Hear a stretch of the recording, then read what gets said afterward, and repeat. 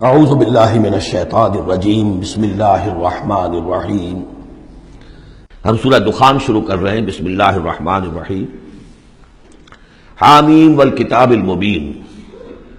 اس سے پہلی سورہ زخرف ہم پڑھ چکے ہیں، اور سورہ زخرف میں اور سورہ دخان میں وہی نسبت زوجیت ہے، یہ دونوں صورتیں جوڑے کی شکل میں ہیں۔ چنانچہ آغاز بالکل وہی ہے، حامیم والکتاب المبین۔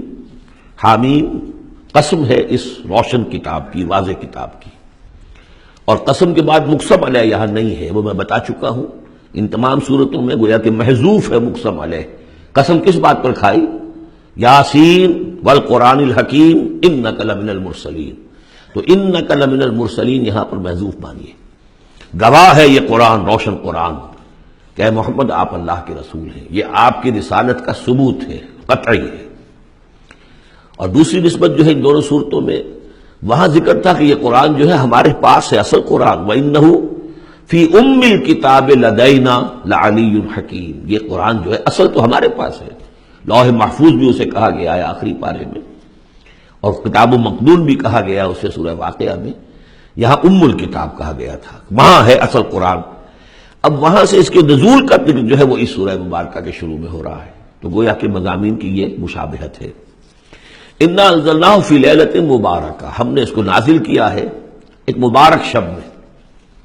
یہ عشرہ جسے کہ حضور نے کہا ہے کہ آخری عشرہ جو ہے اتق من النار، آگ سے چھٹکارا پانے کا ہے۔ جس نے یہ عشرہ پایا زندگی میں اور پھر بھی اس کی اصل قدر نہ کی اور آگ سے چھٹکارا نہ پایا تو بڑا ہی بد نصیب ہوا۔ تو اسی میں لیلۃ القدر ہے، اور لیلۃ القدر پر ایک مکمل سورت ہے آخری پارے میں، انا انزلناہ فی لیلۃ القدر۔ لیکن قرآن مجید میں اہم مضامین چونکہ کم از کم دو مرتبہ آتے ہیں، وہی مضمون یہاں بھی ہے۔ لیلہ مبارکہ اور لیلۃ القدر ایک ہی شے ہے، ایک ہی رات کا نام ہے۔ انا انزلناہ فی لیلۃ المبارکۃ، ہم نے اس کو نازل کیا ایک بڑی مبارک شب میں۔ انا کنا منذرین، ہم ہیں خبردار کر دینے والے۔ رسالت کا اصل مقصد، کتابوں کا اصل مقصد انذار، خبردار کرنا۔ یا ایھا المدثر قم فانذر، کھڑے ہو جائیے، کمر کسیے اور خبردار کر دیجیے لوگوں کو کہ زندگی یہی زندگی نہیں ہے، یہ تو زندگی کا بڑا ہی ایک چھوٹا سا حقیر سا دیباچہ ہے، اصل زندگی تو موت کے بعد ہے۔ وَإِنَّ دَارَ الْآخِرَةَ لَهِيَ الْحَيَوَانُ لَوْ كَانُوا يَعْلَمُونَ فِيهَا يُفْرَقُ كُلُّ أَمْرٍ حَكِيمٍ، اس لیلہ مبارکہ میں تمام پختہ فیصلے طے پا جاتے ہیں۔ ہم سورہ سجدہ میں پڑھ چکے ہیں کہ اللہ تعالیٰ کی جو تدبیر ہے، اس کائنات کی جو تدبیر فرما رہا ہے، تو ایک تو اس کی سکیمز بنتی ہیں، اس کے منصوبے بنتے ہیں، اس کے نقشے بنتے ہیں جو 1000 سال کے ہوتے ہیں۔ اللہ کا ایک دن 1000 سال کا ہے۔ یدبر الامر من السماء الى الارض ثم يعرج الیہ فی یوم کان مقدارہ 1000 سنۃ مما تعدون۔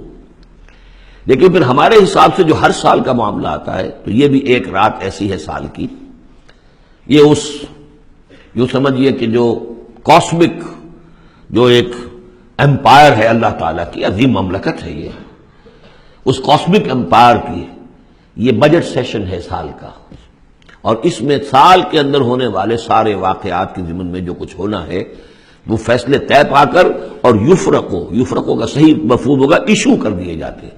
فرق کہتے ہیں علیحدہ کر دینا، گویا کہ اس رات وہ فیصلے ایشو کر کے اور ملائکہ کے حوالے کر دیے جاتے ہیں۔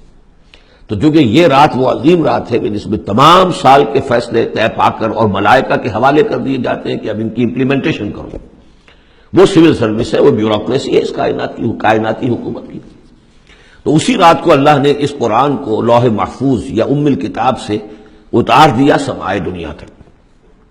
امرا من عندنا، اور یہ تمام احکام جو ہم طے کر لیتے ہیں اس شب میں، وہ ہماری طرف سے حکم ہوتے ہیں، طے پا چکے ہوتے ہیں۔ امرا من عندنا انا کنا مرسلین، ہم ہی ہیں بھیجنے والے۔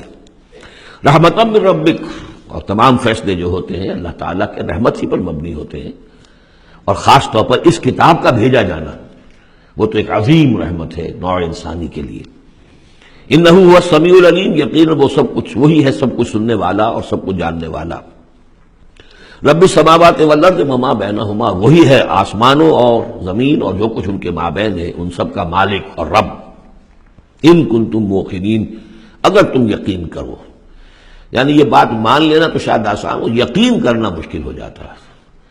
ہمیں نفس دھوکہ دیتا ہے اس کا مالک میں ہوں، یہ چیز میری ہے۔ ہونا یہ چاہیے کہ ہر شے اللہ کی ہے۔ این امانت چند روزہ جس نے ماست، در حقیقت مالک ہر شے خداست۔ میرے پاس تو یہ چند دن کے لیے امانت کے طور پر، یہ ہاتھ بھی اللہ کی امانت ہے جس نے مجھے دیا ہے۔ اللہ پوچھے گا کہ تم نے غلط کام تو نہیں لیا اس سے؟ ہمارے اپنے اعضاء جو ہیں، اپنے ہاتھ، ہمارے پاؤں، ہماری کھالیں ہمارے خلاف گواہی دیں گی۔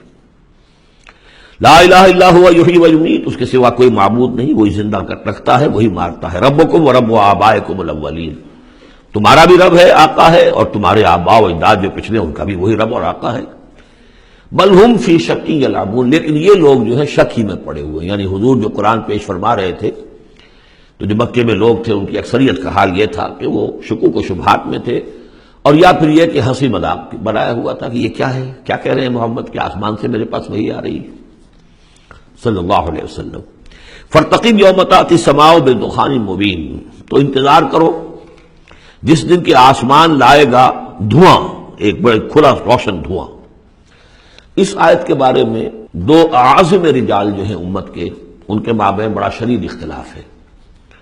عبداللہ ابن عباس رضی اللہ تعالیٰ عنہما کا کہنا یہ ہے کہ اس سے مراد ہے قیامت سے قبل ایک بہت بڑا دھواں آئے گا، اور وہ احادیث میں بھی ہے، حضور نے فرمایا ہے کہ یہ 10 نشانیاں ہیں قیامت سے فوراً قبل جو آئیں گی، یکے بعد دیگر، ان میں دخان بھی ہے۔ لیکن یہ کہ عبداللہ ابن مسعود رضی اللہ تعالیٰ، وہ بھی بڑے جلیل القدر صحابہ میں سے ہیں، وہ بڑی شدت کے ساتھ یہ رائے رکھتے ہیں کہ نہیں، اس سے مراد مکے میں جو قحط پڑا تھا وہ ہے۔ جیسا کہ ہم پڑھ چکے ہیں کہ جب بھی کسی رسول کو اللہ بھیجتا تھا تو کچھ ایسی مصیبتیں بھی ساتھ نازل کرتا تھا تاکہ لوگ جو ہیں وہ عیش کے اندر تو زیادہ آدمی غافل ہوتا ہے، تکلیف میں کچھ نہ کچھ بیدار ہو کر اللہ کی طرف متوجہ ہوتا ہے، تو یہ متوجہ ہو جائیں، سنیں اور غور کریں، تبھی تو کوئی بات سمجھ میں آئے گی۔ تو وہاں مکے میں بھی ایک قحط آیا تھا، اور قحط میں یہ ہوا تھا کہ جب بارش بالکل نہ ہو تو بالکل صحرا کے علاقے میں تو آپ سمجھیے کہ وہ گردہ ہی گردہ، وہ دھواں سا پورا جو ہے فضا کے اندر اٹھ جاتا ہے۔ بہرحال یہ دونوں آراء ہیں، اور چونکہ دونوں صحابہ ہیں، جلیل القدر صحابہ ہیں، لہذا ان میں پھر محاکمہ کرنا کہ ہم یہ کہیں کہ یہ صحیح نہیں وہ صحیح ہے، یہ میرے نزدیک درست نہیں ہے۔ میں نے دونوں چیزیں آپ کے سامنے رکھ دیں۔ فارتقب یوم تأتی السماء بدخان مبین یغشی الناس، وہ دھواں جو ہے ڈھانپ لے گا لوگوں کو۔ ھذا عذاب علیم، اور وہ ایک بہت بڑا عذاب ہوگا۔ ربنا اکشف عنا العذاب انا مومنون، اس وقت لوگ کہیں گے کہ اللہ ذرا اس عذاب کو ہم سے کھول دے، دور کر دے، ہم ایمان لے آئیں گے۔ انا لہم الذکریٰ، کہاں ہے ان کے لیے یاد دہانی اور نصیحت اخذ کرنے کی، کہاں ان میں استعداد ہے۔ وقد جاءہم رسول مبین، جبکہ ان کے پاس رسول مبین آ چکے ہیں، واضح کرنے والے، روشن، ہر شے کی، ہر حقیقت کو واضح کر دینے والے۔ ثم تولوا عنہ، اور پھر انہوں نے منہ موڑا ہے ان سے، پیٹھ موڑی ہے۔